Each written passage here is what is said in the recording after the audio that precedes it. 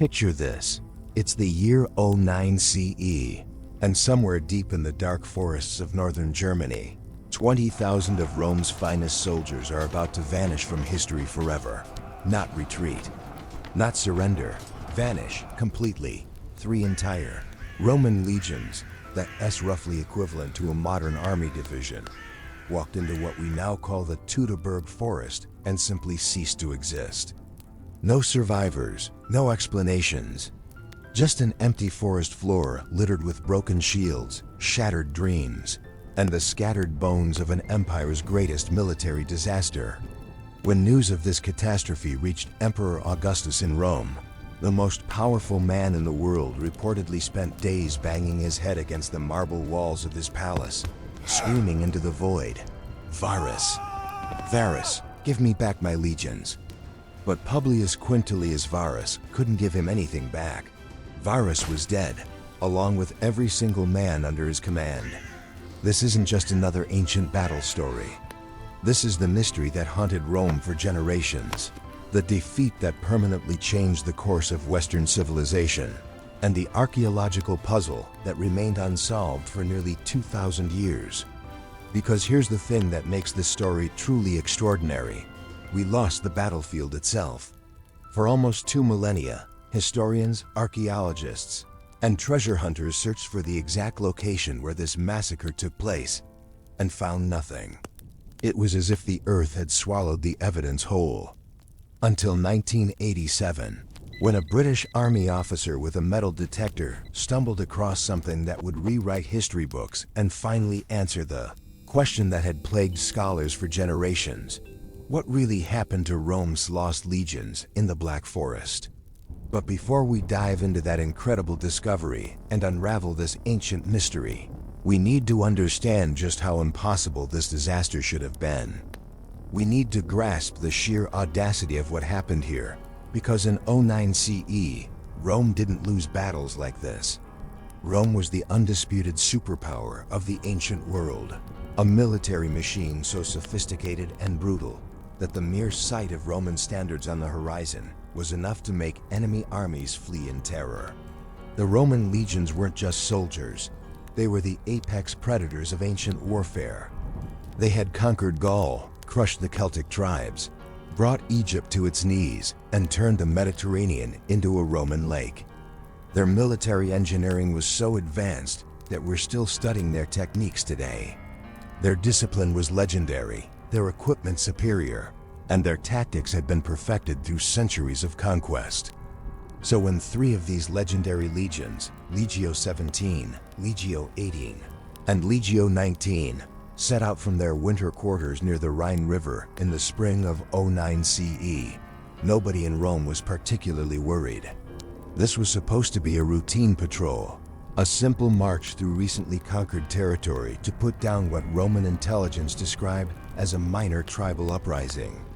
The legions were led by Publius Quinctilius Varus, a man who had successfully governed Syria and was considered one of Rome's most capable administrators and military leaders. The plan was straightforward: march east through the Germanic territories, deal with the rebellion quickly and efficiently, then return to winter quarters before the harsh northern European winters set in. It should have been a textbook operation, the kind of campaign Roman legions had executed successfully hundreds of times before across their vast empire. Instead, it became Rome's worst nightmare. But here's where our story gets truly fascinating, because this wasn't a case of Roman military might running headfirst into superior Germanic forces. The Germanic tribes weren't more numerous, better equipped, or more experienced than the Romans. In fact, on paper, this should have been a massacre in Rome's favor. What happened in the Teutoburg Forest was something far more sinister, far more carefully orchestrated, and far more devastating than a simple military defeat. This was a masterpiece of deception, a betrayal so perfectly executed that it fooled one of history's most paranoid and security-conscious empires. This was psychological warfare at its most brutal and effective. The man responsible for this incredible feat of military deception had a name that would echo through German folklore for the next 2,000 years: Arminius. But here's the twist that makes this story even more incredible. Arminius wasn't some barbarian chieftain who had never seen Roman civilization. He was, in many ways, a product of that civilization. You see, Arminius had grown up in Rome itself. As a young boy, he had been given to the Romans as a hostage, a common practice designed to ensure the loyalty of recently conquered tribes. But instead of remaining a prisoner, Arminius had been educated in the finest Roman schools, trained in Roman military tactics, and had even served as an officer in the Roman army. He spoke Latin as fluently as his native Germanic tongue. He understood Roman military doctrine better than many Roman generals. He knew their strengths, their weaknesses, and most importantly, their blind spots. By the time Varus and his 3 legions entered Germanic territory in 09 CE, Arminius had been working as a trusted Roman ally for years. He served as a guide, translator, and liaison between Roman administration and the Germanic tribes. Varus trusted him completely, and that trust would prove to be the most catastrophic mistake in Roman military history. But we're getting ahead of ourselves. To truly understand the magnitude of what happened in that dark forest, we need to step back and examine the Roman war machine at its absolute peak. We need to understand why the loss of 3 legions was so much more than just a military setback. It was an existential crisis that shook the Roman Empire to its very foundations and permanently altered the trajectory of European history. Because when those 20,000 soldiers walked into the Teutoburg Forest, they weren't just carrying weapons and supplies. They were carrying the hopes, dreams, and imperial ambitions of the greatest empire the world had ever seen. And when they failed to emerge from those dark woods, something died with them that Rome would never fully recover. To understand why the massacre in the Teutoburg Forest was such a seismic shock to the ancient world, you need to grasp just how utterly dominant Roman military power had become by 09 CE. This wasn't just another army that got ambushed and defeated. This was the loss of 3 components of the most sophisticated, disciplined, and successful military organization in human history up to that point. The Roman legion was quite simply a marvel of military engineering and human organization. Imagine taking 21st century corporate efficiency, special forces training, and NASA-level logistical planning, then combining them into a single military unit. That gives you some sense of what a Roman legion represented in the ancient world. Each legion contained roughly 5,000 to 6,000 men, but calling them simply soldiers is like calling a Formula One car simply transportation. These were professional warriors who had trained for years to master not just combat, but engineering, construction, logistics, and military medicine. A Roman legion could march 25 miles a day in full battle gear, then construct a fortified camp complete with defensive walls, ditches, and guard towers every single night. They could build roads, bridges, and siege engines. They could treat wounded comrades with medical techniques that wouldn't be surpassed in Europe for another 1,000 years. The equipment carried by each legionnaire represented the cutting edge of military technology. Their armor, the famous larica segmentata, provided protection equivalent to modern body armor, while remaining flexible enough for extended combat.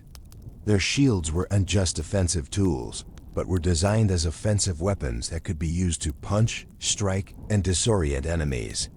The gladius, their short sword, was perfectly balanced for the close-quarters combat that Roman tactics demanded. But the real secret weapon of the Roman legions wasn't their equipment. It was their discipline and tactical flexibility. While most ancient armies were essentially armed mobs that charged forward hoping for the best, Roman legions fought with the precision of a symphony orchestra. Every soldier knew exactly where he needed to be, what his role was, and how to coordinate with the men around him. The famous testudo, or tortoise formation, could turn a Roman unit into an impenetrable moving fortress. When executed properly, hundreds of shields would lock together to create a solid shell of protection that could advance under the heaviest enemy fire. The manipular system allowed legions to respond instantly to changing battlefield conditions, flowing like water on obstacles while maintaining their devastating combat effectiveness. And these weren't short-term conscripts who would flee at the first sign of trouble. Roman legionnaires served for 25 years. By the time they retired, they had seen combat across multiple continents, learned to speak several languages, and mastered dozens of military specialties. They were, in effect, the world's first truly professional military force. The 3 legions that marched into the Teutoburg Forest in 09 CE, the 17th, 18th, and 19th, represented the absolute pinnacle of this military evolution. These weren't fresh recruits or second-line troops. Legio 17 had been formed during Julius Caesar's Gallic campaigns and had fought in some of Rome's most challenging battles. Legio 18 had distinguished itself during the conquest of the Alpine regions. Legio 19 had served with honor in multiple campaigns across the empire. Together, these 3 legions represented not just 20,000 individual soldiers, but 20,000 walking examples of Roman superiority. They carried with them the accumulated military wisdom of centuries of conquest. They embodied the disciplined, organized, technological supremacy that allowed Rome to dominate the Mediterranean world. But perhaps most importantly, they carried the 3 legion eagles, the golden standards that represented not just military units, but the spiritual heart of Roman power itself. Losing a legion eagle wasn't just a military disaster. It was a religious catastrophe. The eagles were blessed objects, sacred to Jupiter himself, and their loss meant that the gods had abandoned Rome. When Varus led these 3 legions into Germanic territory, he commanded a force that could have conquered most kingdoms of the ancient world single-handedly. The combined experience, training, and equipment under his command represented hundreds of millions of denarii in investment, the equivalent of billions of dollars in modern terms. This was the military machine that had crushed Hannibal's armies, conquered Cleopatra's Egypt, and brought the Celtic tribes of Gaul to their knees. These were the descendants of the legions that had faced down Gallic berserkers, Germanic warbands, and Numidian cavalry without flinching. They had fought in scorching deserts, frozen mountains, and disease-ridden swamps, and had emerged victorious from every challenge. So when news reached Rome that all 3 legions had been completely destroyed, the reaction wasn't just shock, it was existential terror. Because if the Roman legions could be wiped out so completely, so suddenly, then what did that say about Roman power itself? What did it mean for the empire's future expansion? What did it suggest about Rome's relationship with its gods? The psychological impact of the Teutoburg disaster extended far beyond military considerations. Rome's entire imperial project was built on the premise of inevitable expansion, of manifest destiny that would eventually bring the entire world under Roman rule. The conquest of Germania was supposed to be the next step in this grand design, pushing Roman frontiers to the Elbe River and beyond. The loss of Varus's legions didn't just end Roman expansion into Germania. It called into question the entire philosophy of Roman imperialism. If 3 of Rome's finest legions could vanish without a trace in the Germanic forests, then perhaps the barbarian world wasn't as conquered as Roman politicians liked to believe. But the true genius of what happened in the Teutoburg Forest lay not in defeating this incredible military machine through superior force.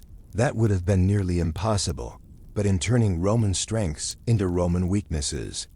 The discipline that made Roman legions so effective in open battle became a liability in dense forest terrain. The heavy equipment that provided such advantages in conventional warfare became a burden when speed and mobility were essential. The very organizational structure that made Romans so formidable became a trap when their enemies understood it well enough to exploit it. And at the center of this masterful exploitation was a man who understood the Roman military system better than most Romans, because he had been trained by Rome itself to understand it. The story of the Teutoburg Forest massacre reads like a Shakespearean tragedy, complete with betrayal, hubris, and characters whose fatal flaws would doom them to disaster. But unlike a stage play, this drama would claim 20,000 lives and alter the course of world history. Our tragic hero, though some might argue he was actually the villain, was Publius Quinctilius Varus, a man whose name would become synonymous with military catastrophe for the next 2,000 years. But here's what makes Varus such a fascinating figure. He wasn't some incompetent political appointee who stumbled into a position beyond his abilities. By all historical accounts, Varus was exactly the kind of leader Rome needed for the challenging task of governing recently conquered Germanic territories. Varus came from one of Rome's most distinguished families, with ancestors who had served the Republic with honor for generations. He had proven himself as an administrator in Syria, one of Rome's most difficult and strategically important provinces. Syria was a complex region filled with different ethnic groups, competing religious factions, and constant threats from Parthian invasion. Managing such a province required diplomatic skill, administrative competence, and the ability to balance competing interests while maintaining Roman authority. Varus had excelled in Syria. He had maintained peace, collected taxes efficiently, and managed to keep the various factions from tearing each other apart. When Emperor Augustus needed someone to govern the newly conquered Germanic territories, Varus seemed like the perfect choice. He had experience with barbarian peoples, understood the complexities of frontier administration, and had the political connections necessary to navigate Roman court politics. But Varus had one crucial weakness that would prove fatal. He approached Germania with the same mindset that had served him well in Syria. He assumed that the Germanic tribes, like the peoples of the Eastern Mediterranean, could be gradually Romanized through a combination of military pressure, economic incentives, and cultural influence. He believed that given time and proper administration, the Germans would come to see the benefits of Roman civilization and accept their place within the empire. This assumption led Varus to make the kinds of administrative decisions that had worked brilliantly in Syria, but were catastrophically inappropriate for Germania. He established Roman courts and imposed Roman law on people who had their own ancient legal traditions. He collected taxes with the systematic efficiency that Augustus demanded, but without considering how such financial burdens would be received by tribes who had never before paid tribute to any foreign power. Most crucially, Varus trusted the Germanic nobles who served as intermediaries between Roman administration and their own people. This wasn't necessarily foolish. The Roman Empire had been built on such alliances with local elites who found it profitable to collaborate with Roman power. But Varus failed to understand that Germania was different from Syria, and that the Germanic tribal system created loyalties and obligations that didn't translate easily into Roman political categories. Which brings us to the true mastermind behind the Teutoburg disaster, Erman, whom the Romans called Arminius, a man whose life story reads like something from a modern spy thriller. Arminius was born around 18 BCE into the Kalkriese tribe, one of the most powerful Germanic confederations. But his childhood was dramatically altered when his father, seeking to secure his tribe's relationship with Rome, sent young Arminius to Rome as a hostage. This was common practice in the ancient world. Conquered or allied peoples would send their children to the imperial capital as guarantees of good behavior. But what happened next was equally common and would prove to be Rome's undoing. Instead of remaining a prisoner, Arminius was educated as a Roman. He learned Latin, studied Roman history and literature, and was trained in Roman military tactics. He served in the Roman army, rising to the rank of equestrian, a position that made him part of Rome's lower nobility. He fought alongside Romans in campaigns across the empire, earning their respect and trust. By the time Varus arrived in Germania, Arminius had become exactly what Roman colonial policy was designed to create: a civilized barbarian who would serve as a bridge between Roman administration and his own people. He spoke both languages fluently, understood both cultures intimately, and seemed to embody the Roman ideal of successful assimilation. Varus trusted Arminius completely. Why wouldn't he? Arminius had served Rome faithfully for years, had proven his loyalty in combat, and seemed genuinely committed to bringing his people into the Roman world. When Arminius offered advice about Germanic customs, suggested routes for military patrols, or provided intelligence about tribal politics, Varus listened carefully and followed his recommendations. But here's where the story becomes truly fascinating from a psychological perspective. We'll never know exactly when Arminius decided to betray Rome. Was it a sudden decision triggered by some specific Roman policy that went too far? Was it a gradual process of disillusionment as he watched Roman administration alienate his people? Or was it something he had been planning from the very beginning, using his years of Roman service to gather intelligence and build the relationships he would need for his ultimate revenge?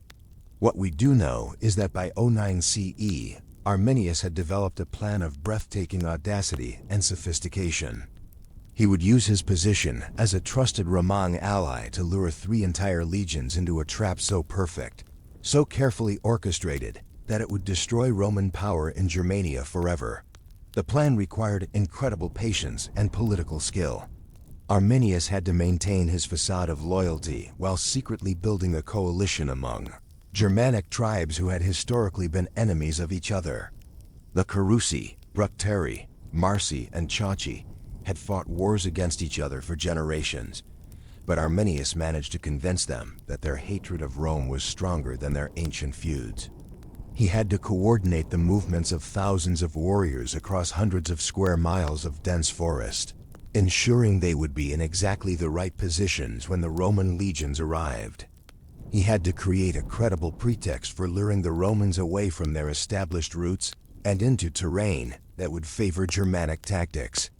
Most impressively, he had to do all of this while maintaining his cover as a loyal Roman ally. Right up until the moment of the ambush, Varus trusted Arminius completely.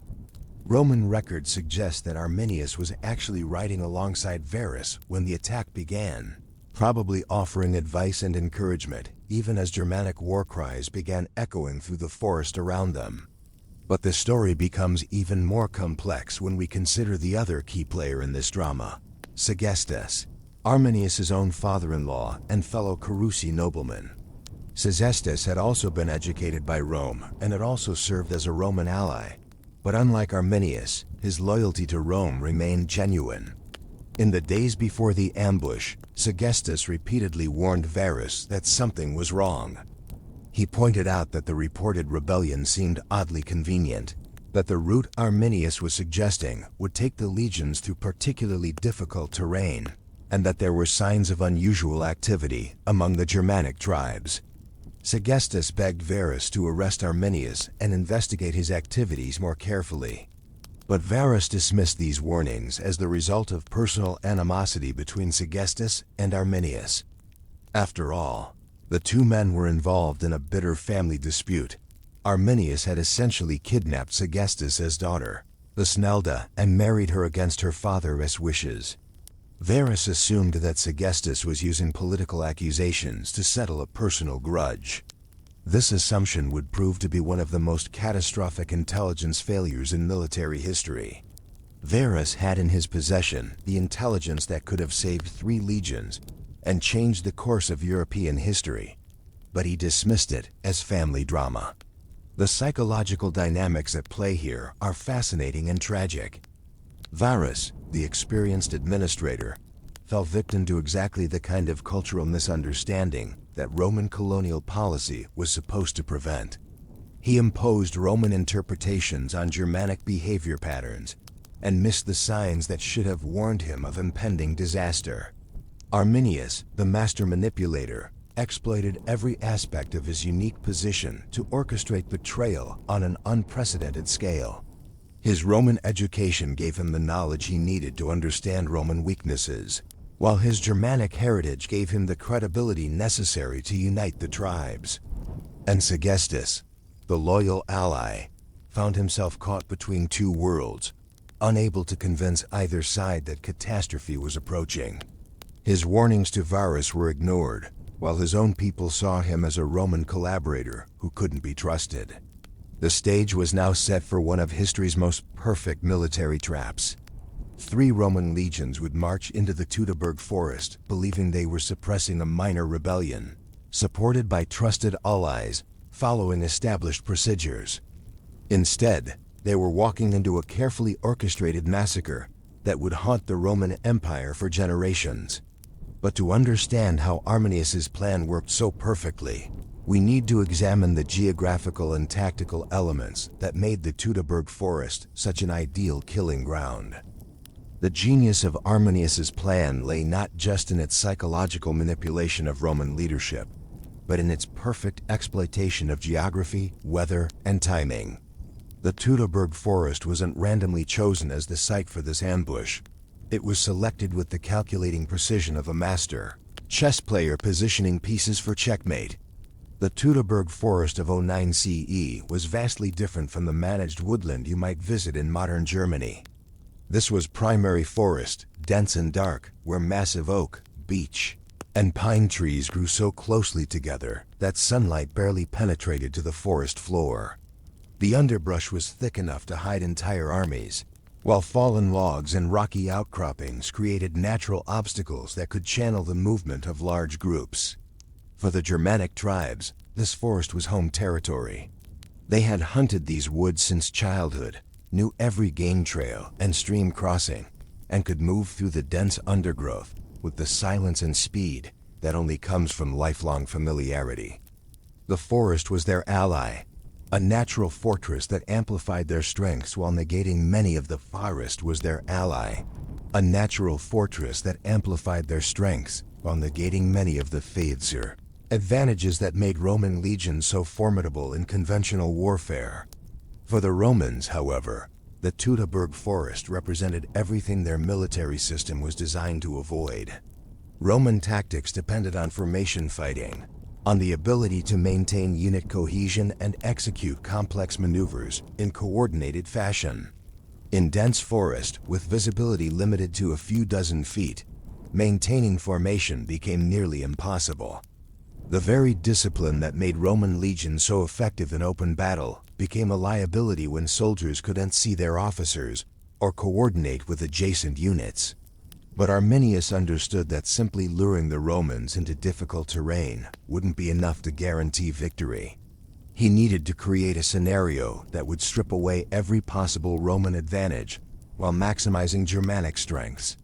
This required a deception so sophisticated that it would convince not just Varus, but the entire Roman command structure to make decisions that were tactically suicidal. The centerpiece of this deception was the fabricated rebellion that would give Varus a reason to march his legions away from their established winter quarters. Arminius didn't invent a simple tribal uprising that might have made Varus suspicious or caused him to request additional reinforcements. Instead, he created the appearance of a carefully managed emergency that required immediate attention, but didn't seem to pose serious danger to Roman forces. According to Roman intelligence reports, a coalition of minor tribes to the northeast had begun attacking Roman supply convoys and threatening allied settlements. The attacks were serious enough to demand military response, but not so large as to suggest a major war was beginning. The rebels were reportedly poorly organized and would likely scatter as soon as Roman legions appeared in their territory. What made this deception so effective was its believability. Small-scale tribal uprisings were common in newly conquered territories, and Roman commanders had dealt with dozens of similar situations across the empire. The reported location of the rebellion made tactical sense. It was far enough from Roman strongholds to allow rebel activity, but close enough to be reached by a standard patrol march. Most importantly, Arminius had created physical evidence to support his fabricated intelligence. Roman patrols found burned supply wagons, abandoned settlements, and other signs of recent conflict. What they didn't realize was that all of this evidence had been carefully staged by Arminius, allies to create the appearance of rebel activity where none actually existed. The route Arminius suggested for reaching the rebellion area seemed perfectly reasonable to Roman military thinking. It would take the legions northeast from their winter quarters, through territory that Roman maps showed as pacified and allied.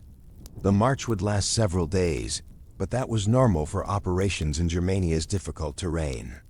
What Arminius didn't mention was that this route would take the Roman columns through the narrowest, most difficult portions of the Teutoburg Forest, along paths that could be easily blocked and defended by relatively small numbers of Germanic warriors. The Romans would be forced to march in extended column formation, unable to deploy their superior numbers effectively, while Germanic ambush parties would have multiple opportunities to attack from concealed positions. The timing of the operation was also crucial to Arminius's plan. He waited until late in the campaign season, when Roman legions would be eager to complete their mission and return to winter quarters before the harsh northern European winter made campaigning impossible. This time pressure would make Varus less likely to question intelligence reports or spend extra time on reconnaissance. The weather also worked in Arminius's favor. September in northern Germany can be unpredictable, with sudden storms that turn dirt roads into muddy quagmires and reduce visibility to nearly zero. Heavy rain would slow Roman movement, make their equipment heavier and more cumbersome, and provide additional cover for Germanic attack parties. But perhaps the most sophisticated element of Arminius's trap was his management of Roman intelligence networks. He didn't simply hide Germanic preparations from Roman observers. He actively fed them false information that supported his deception. Roman patrols received reports of tribal movements that seemed to confirm the rebellion story. Merchants and travelers carried rumors that painted a picture of growing unrest in exactly the area where Arminius wanted to lure the legions. Meanwhile, the massive Germanic war parties that were actually gathering for the ambush were kept carefully hidden from Roman observation. Warriors from dozens of tribes moved through the forest along paths that avoided Roman patrol routes. Supply caches were established in concealed locations. Communication networks were set up using methods that Romans wouldn't recognize or intercept. The scale of this deception operation was unprecedented in Germanic history. Arminius had to coordinate the activities of thousands of warriors from multiple tribes, many of whom had been enemies just months before. He had to ensure absolute operational security. If even one person revealed the plan to Roman intelligence, the entire operation would collapse. This required not just military planning, but sophisticated political manipulation. Arminius had to convince tribal leaders who had historically distrusted each other to put aside their differences and work toward a common goal. He had to manage the egos and ambitions of warriors who saw battle as an opportunity for personal glory, not just military victory. Most challengingly, he had to maintain this massive conspiracy while continuing to play his role as a trusted Roman ally. Right up until the moment of the ambush, Arminius was riding with Varus, offering advice and guidance, probably even expressing concern about the rebellion they were marching to suppress. The final element that made Arminius's trap so perfect was his understanding of Roman military psychology. He knew that Roman commanders were trained to be aggressive, to meet challenges head-on rather than avoiding them. When presented with reports of rebellion, Roman military doctrine demanded immediate and decisive response. He also understood Roman logistics and timing. The legions would be carrying several days' worth of supplies, which would slow their movement and make them more vulnerable to attack. They would be following established procedures for march security, which meant their formation would be predictable and could be planned for in advance. Most importantly, Arminius understood Roman overconfidence. The legions had operated in Germanic territory for years without facing serious opposition. Roman commanders had come to see the Germanic tribes as more of a nuisance than a genuine military threat. This psychological conditioning would make them less likely to suspect sophisticated deception or prepare for coordinated attack. As the three Roman legions, 17, 18, and 19, prepared to march out of their winter quarters in September of 09 CE, everything seemed routine and normal. They were following standard operating procedures, responding to intelligence reports that fit established patterns. commanded by experienced officers who had handled similar situations many times before. None of them realized they were walking into the most carefully orchestrated military trap in ancient history, planned by a man who understood their strengths and weaknesses better than they understood them themselves. The stage was set. The actors were in position, and the most catastrophic defeat in Roman military history was about to begin. September 9th, 09 CE, 3 Roman legions, approximately 20,000 of Rome's finest soldiers, began what they believed would be a routine march to suppress a minor tribal rebellion. Within 4 days, every single one of them would be dead, and the Roman Empire would suffer a wound that would never fully heal. The march began exactly as Varus and his officers expected. The legions moved out from their winter quarters in good order, following the route that Arminius had recommended. The weather was typical for northern Germany in early autumn, cool, damp, with intermittent rain that made the roads muddy but not impassable. Roman standard operating procedure for movement through potentially hostile territory required the legions to march in extended column formation. This wasn't ideal for defense, but it was the only practical way to move large numbers of troops through the narrow forest paths that comprised much of Germania's road network. The columns stretched for miles, with advance guards, main body, supply trains, and rear guards spread out along the route. For the first day and a half, everything proceeded normally. The legions made good time despite the difficult terrain, and Varus received regular reports from his scouts that the route ahead was clear. Arminius rode with the command group, offering advice about local conditions and suggesting minor route adjustments that he claimed would make the march easier. What the Romans didn't realize was that they were being watched every step of the way. Germanic scouts, invisible in the dense forest, tracked their progress and sent reports back to the main ambush force. Every Roman movement was observed, analyzed, and reported to Arminius's subordinate commanders who were positioning their warriors for the attack. The trap began to close on the second day of the march. As the Roman columns wound deeper into the Teutoburg Forest, the paths became narrower and more difficult. Ancient trees pressed close on both sides, their branches forming a canopy so thick that even midday felt like twilight. The supply wagons struggled with the increasingly muddy conditions, slowing the entire march and stretching the Roman formation even thinner. It was at this point that Arminius made his move. Claiming that he needed to ride ahead to coordinate with local allies, he separated from the main Roman column. Varus apparently saw nothing suspicious about this. Arminius had performed similar liaison missions many times before. But instead of riding to meet Roman allies, Arminius was positioning himself to signal the beginning of the attack. The first Germanic assault came without warning, probably in the early afternoon of the third day. One moment the Roman advance guard was pushing through dense undergrowth along what they thought was a secure route. The next moment, the forest erupted with war cries and the whistle of arrows. But this wasn't a typical Germanic attack. Instead of the wild, uncoordinated charge that Romans had come to expect from barbarian warriors, the assault was precisely timed and carefully coordinated. Multiple Germanic war parties struck different sections of the Roman column simultaneously, preventing the legions from supporting each other or establishing unified command and control. The Germanic warriors had every possible advantage in this environment. They knew the terrain intimately, could move through the dense underbrush with practiced silence, and could appear and disappear like ghosts. Their weapons, long spears, throwing axes, and recurved bows were perfectly suited for forest fighting. Most importantly, they were fighting on their home ground for their freedom, while the Romans were struggling through unfamiliar terrain for purposes they barely understood. The Roman response followed established doctrine, but doctrine that had been designed for very different circumstances. Unit commanders tried to form their men into defensive formations, but the dense forest made this nearly impossible. Soldiers couldn't see their officers through the undergrowth, couldn't maintain formation in the thick trees, and couldn't execute the coordinated maneuvers that made Roman tactics so effective.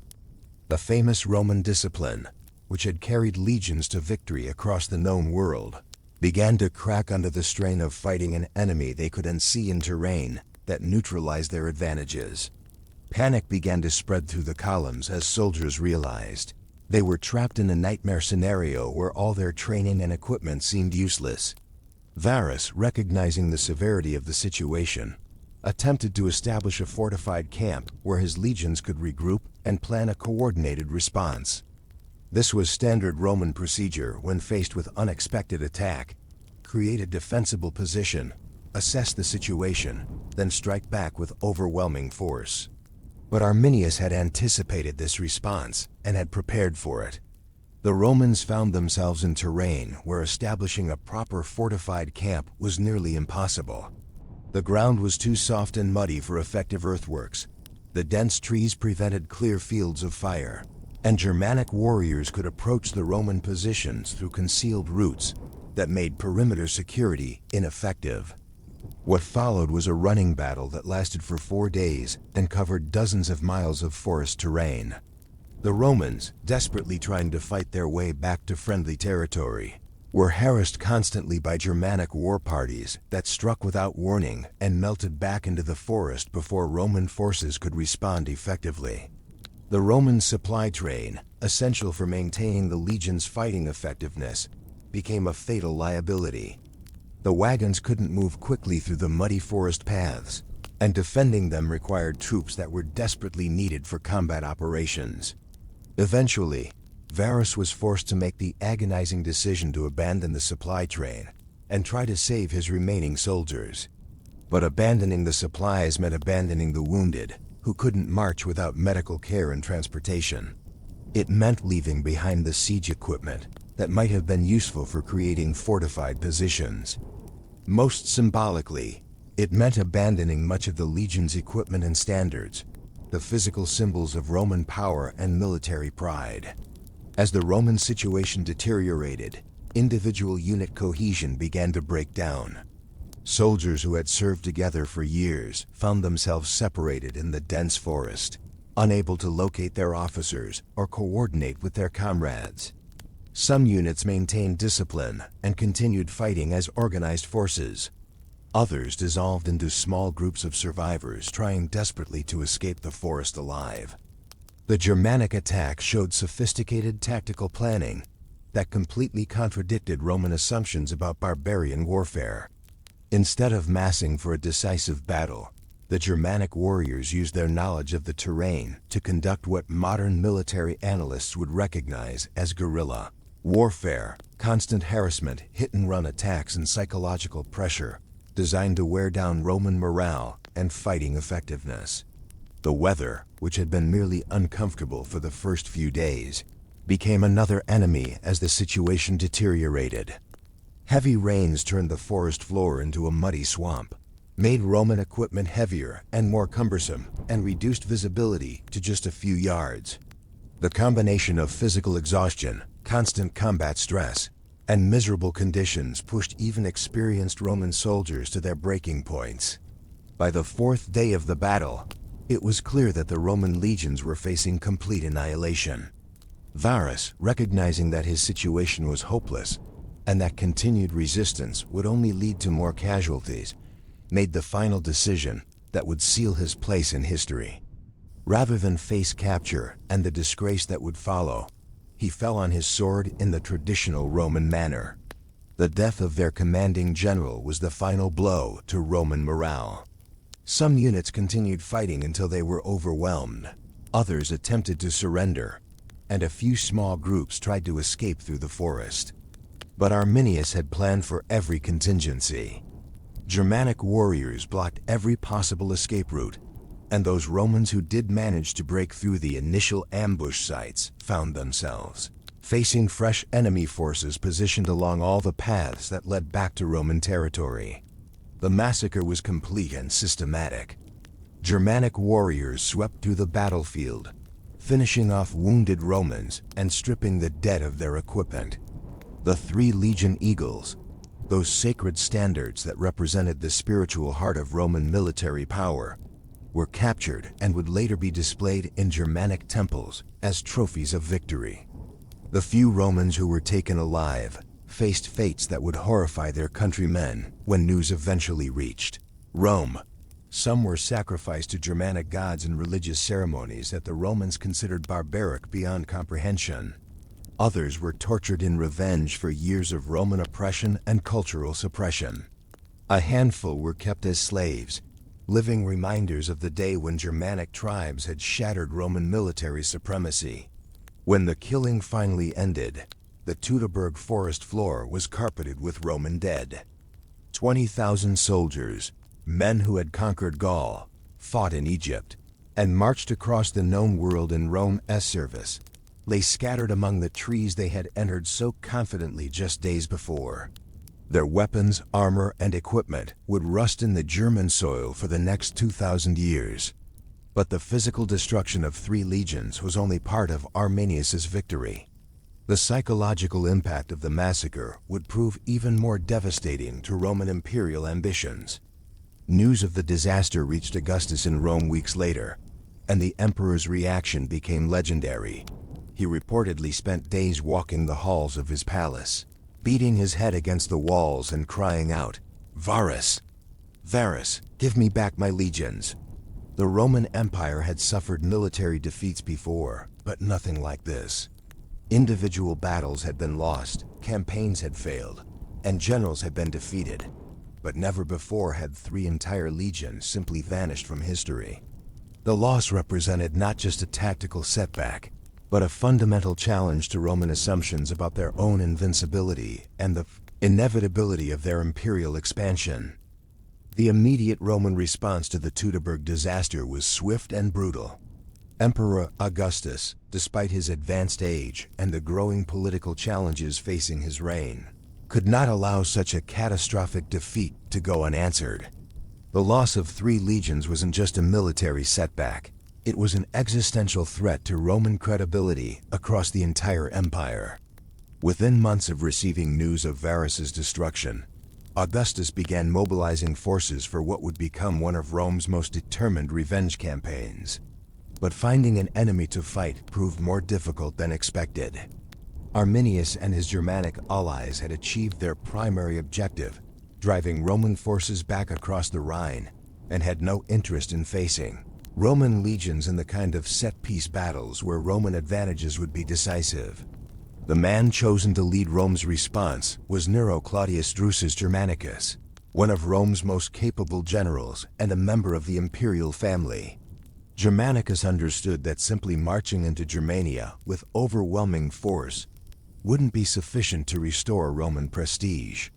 He needed to recover the lost legion eagles, punish the tribes responsible for the massacre, and demonstrate that Roman power remained unbroken despite the Teutoburg disaster. The campaigns that followed were marked by the kind of systematic brutality that made Roman warfare so terrifying to their enemies. Germanicus led multiple expeditions across the Rhine, burning Germanic settlements, slaughtering tribal warriors, and enslaving thousands of civilians. These weren't battles in any conventional sense.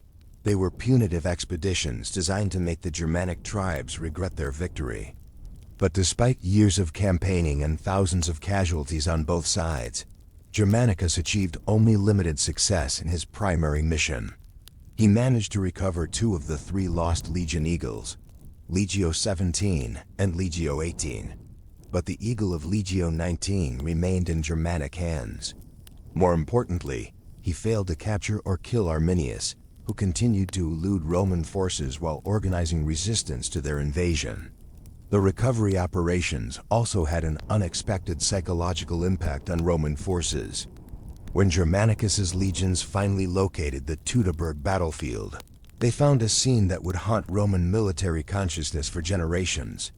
6 years after the massacre, the forest floor was still littered with bleached bones, rusted weapons, and the remnants of Roman equipment.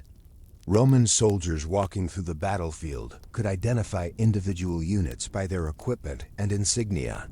They found altars where Germanic priests had sacrificed Roman prisoners, trees decorated with Roman helmets, and armor as offerings to tribal gods, and mass graves where Roman dead had been unceremoniously dumped after being stripped of anything valuable. The psychological impact of seeing their comrades' remains scattered through the forest was devastating for Roman morale. These weren't just anonymous casualties from some distant campaign. Many of the dead had served, alongside the soldiers who were now recovering their bones. The visceral reality of Roman vulnerability, made tangible by walking among the skeletal remains of 3 destroyed legions, created trauma that would influence Roman military thinking for decades. But perhaps the most disturbing discovery was how completely the Germanic tribes had erased Roman presence from the region. The roads that Roman engineers had built were overgrown with vegetation. The fortified camps that had protected Roman supply lines were burned and abandoned. The Germanic collaborators who had worked with Roman administration were either dead or had fled to Roman territory. It was as if the Roman Empire had never extended beyond the Rhine River. Years of conquest, administration, and cultural influence had been wiped out so completely that it seemed like they had never existed. The Germanic tribes had not simply defeated Roman military forces, they had systematically eliminated every trace of Roman civilization from their territory. This comprehensive destruction forced Roman leadership to confront some uncomfortable truths about their imperial project. The Roman Empire had been built on the assumption that conquest led inevitably to Romanization, that defeated peoples would gradually adopt Roman customs, laws, and values until they became indistinguishable from Romans themselves. The Teutoburg disaster demonstrated that this assumption was not universally valid. The Germanic tribes had proven that it was possible not just to resist Roman conquest, but to reverse it so completely that no trace remained. This raised troubling questions about Roman expansion into other frontier regions and the long-term stability of imperial control.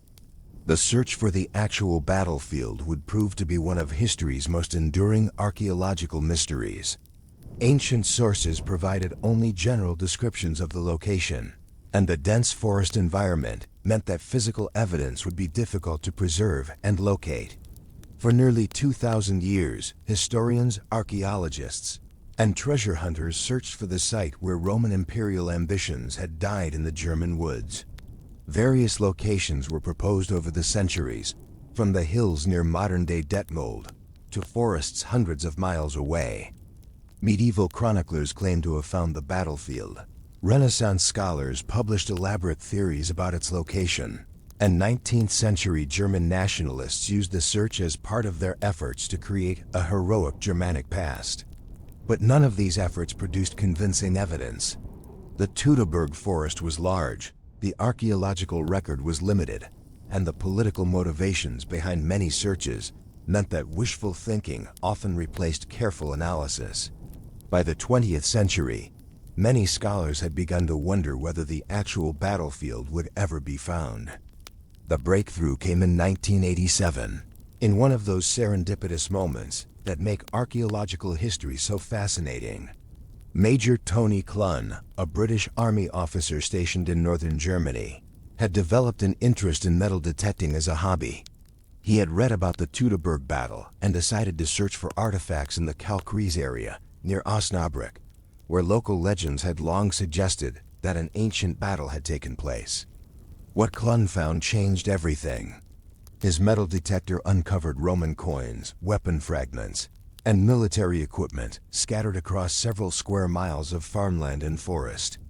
But these weren't random artifacts from Roman trade or peaceful contact. They were the physical remains of military disaster, concentrated in patterns that suggested desperate fighting and systematic looting. The discovery at Kalkriese triggered one of the most intensive archaeological investigations in European history. Teams of researchers from Germany, Britain, and other countries converged on the site to conduct systematic excavations that would continue for decades. What they found was extraordinary.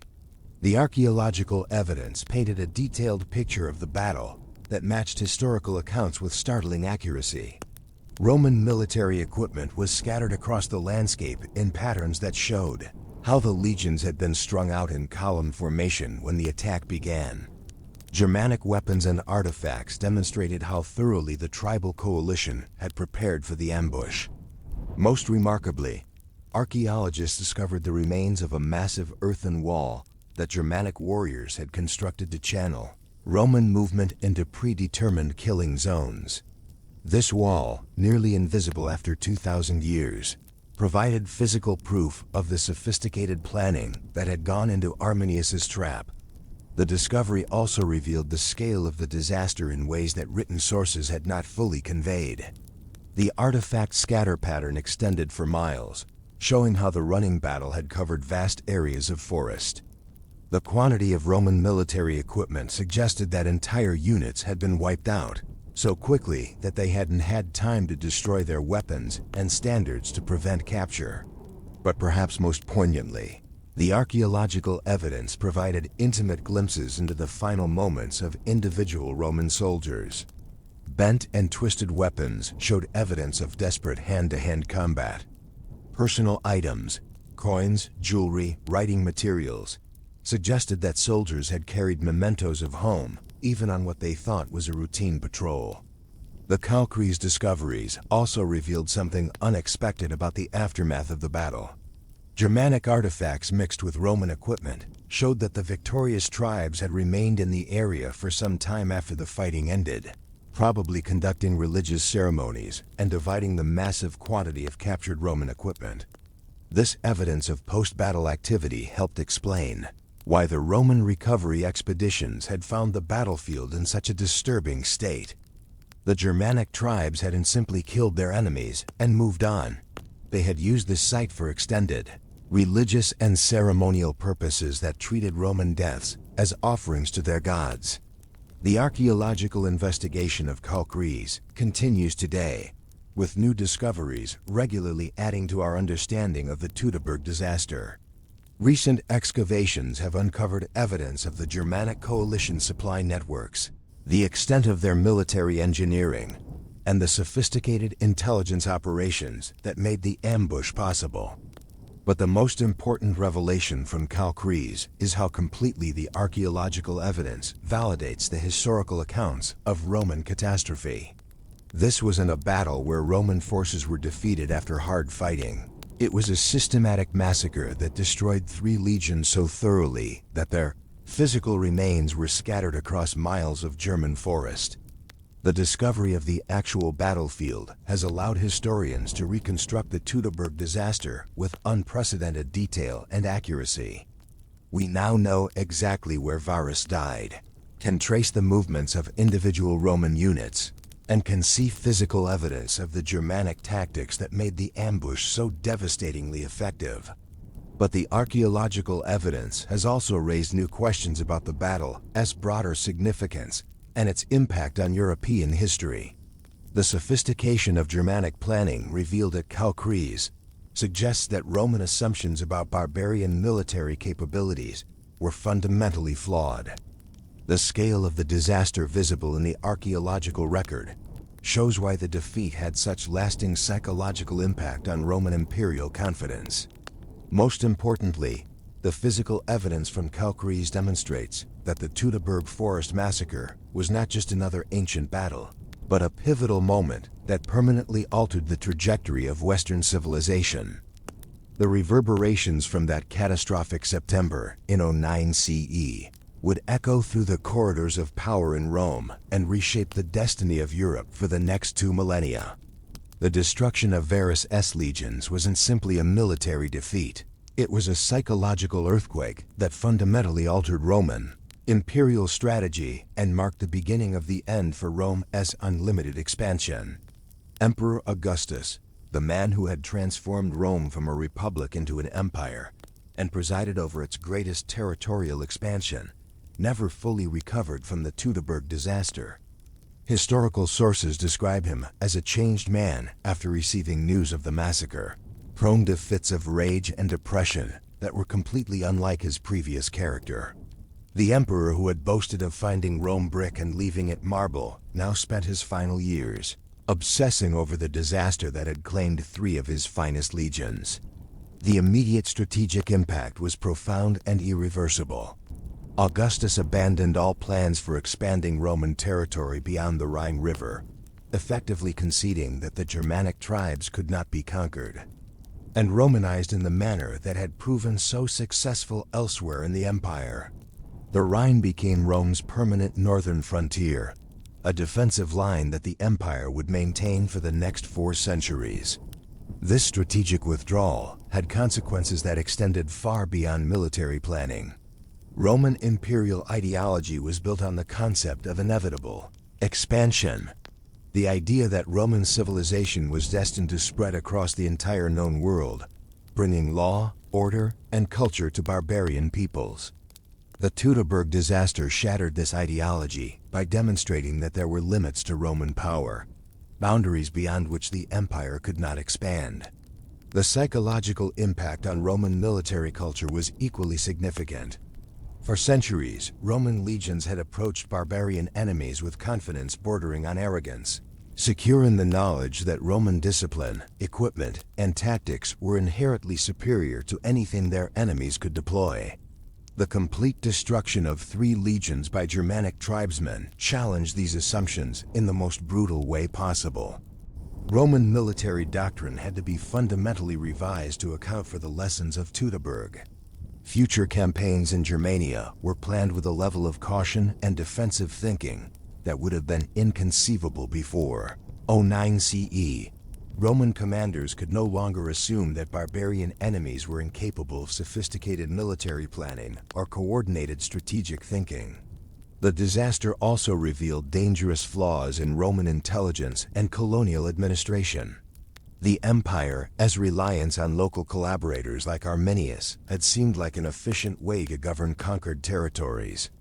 But Teutoburg demonstrated how completely such collaborators could exploit Roman trust. Future Roman colonial policy would be marked by increased paranoia and more direct imperial control, changes that ultimately made the empire more rigid and less adaptable. But perhaps the most profound impact was on the development of European civilization itself. The permanent establishment of the Rhine frontier meant that the vast Germanic territories east of the river would develop independently of Roman influence. The tribes that had participated in the Teutoburg victory would never be fully Romanized, preserving cultural and political traditions that would eventually evolve into medieval European kingdoms. This cultural divergence had consequences that extended far beyond the ancient world. The Germanic peoples who remained independent of Roman rule developed political, legal, and social institutions that were fundamentally different from Roman models. When these peoples eventually conquered Roman territories during the empire's collapse, they brought with them governmental concepts that would shape European political development for centuries. The tribal assemblies, warrior codes, and decentralized authority structures that characterized Germanic society provided alternatives to Roman centralization and bureaucracy. Medieval European concepts of feudalism, knightly honor, and limited monarchy all had roots in the Germanic traditions that survived east of the Rhine because Arminius had prevented Roman conquest. The religious implications were equally significant. The Germanic territories that escaped Roman control remained pagan much longer than Romanized regions, preserving mythological and spiritual traditions that would eventually influence European folklore, literature, and cultural identity. The Norse sagas, Germanic epic poetry, and medieval Arthurian legends all drew on traditions that survived because the Teutoburg Forest had remained beyond Roman reach. The figure of Arminius himself became a powerful symbol that would be repeatedly reinvented throughout European history. Medieval German chroniclers transformed him into Hermann der Cherusker, a proto-German hero who had defended the fatherland against foreign invasion. Renaissance humanists saw him as a noble savage who had preserved Germanic virtue against Roman corruption. During the 19th century, as German nationalism reached its peak, Arminius became a founding father figure for German unification. The massive Erman monument, erected near the supposed site of the Teutoburg battle, portrayed him as the first great German leader who had united the tribes against foreign oppression. Nazi propaganda would later appropriate this imagery for their own purposes, though in ways that completely distorted the historical reality of Germanic tribal society. But the Teutoburg legacy extended beyond Germanic cultural development. The Roman decision to abandon expansion beyond the Rhine had profound implications for the empire as long-term stability and survival. The resources that might have been devoted to conquering and Romanizing Germania were instead directed toward other frontiers, contributing to imperial overstretch that would eventually prove unsustainable. The psychological trauma of Teutoburg also influenced Roman attitudes toward other barbarian peoples. The confidence and cultural superiority that had characterized earlier Roman expansion gave way to a more defensive mentality that saw barbarians as permanent threats rather than potential citizens. This shift contributed to the gradual militarization of Roman society and the transformation of the empire from an expanding civilization into a fortified garrison state. The military lessons of Teutoburg were studied and debated by Roman commanders for centuries. The disaster became a case study in the importance of intelligence, the dangers of overconfidence, and the need for tactical flexibility when facing unconventional enemies. These lessons would prove valuable in later conflicts with Parthians, Dacians, and other enemies who employed tactics similar to those used by Arminius. But the most enduring legacy of the Teutoburg Forest massacre was its demonstration that even the mightiest empire could be vulnerable to careful planning, cultural understanding, and strategic patience. Arminius had shown that military technology and numerical superiority could be overcome by superior intelligence, better knowledge of terrain, and more sophisticated understanding of enemy psychology. This lesson would be repeated throughout history by other leaders who faced seemingly impossible odds against imperial powers. From Hannibal's campaigns against Rome to modern guerrilla warfare, the principles that Arminius employed in the Teutoburg Forest have been studied and adapted by military strategists seeking to defeat more powerful enemies. The archaeological discoveries at Kalkriese have added new dimensions to our understanding of Teutoburg's historical significance. The physical evidence of sophisticated Germanic military engineering and coordination has forced historians to revise their assumptions about barbarian military capabilities and the nature of tribal societies in Northern Europe. The discovery has also provided a more nuanced understanding of Roman vulnerability. The scattered Roman equipment and weapons found at Kalkriese tell a story not just of military defeat, but of systematic planning and execution that required capabilities Roman leaders had not believed their enemies possessed. Perhaps most importantly, the Teutoburg Forest massacre serves as a reminder of how individual moments of crisis can alter the entire trajectory of civilizational development. The decision by one Germanic chieftain to betray his Roman allies ultimately changed the political, cultural, and religious development of an entire continent. The 3 Roman legions that marched into the Teutoburg Forest in September of 09 CE carried with them more than just weapons and supplies. They carried the dreams and ambitions of the Roman Empire at its peak. When they failed to emerge from those dark woods, something fundamental changed in the ancient world. The age of unlimited Roman expansion was over, and the complex, decentralized, culturally diverse Europe that would emerge from the empire's eventual collapse had begun to take shape. Today, visitors to the quiet forest of northern Germany can walk through landscapes that still bear subtle traces of that ancient catastrophe. The archaeological site at Kalkriese preserves not just artifacts from the battle, but evidence of the moment when the seemingly unstoppable force of Roman imperial expansion met an immovable object in the form of Germanic determination to remain free.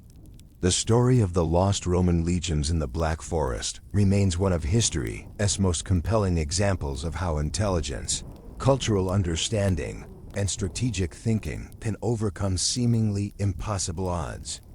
It serves as both a cautionary tale about the dangers of overconfidence and a testament to the power of careful planning and unwavering determination.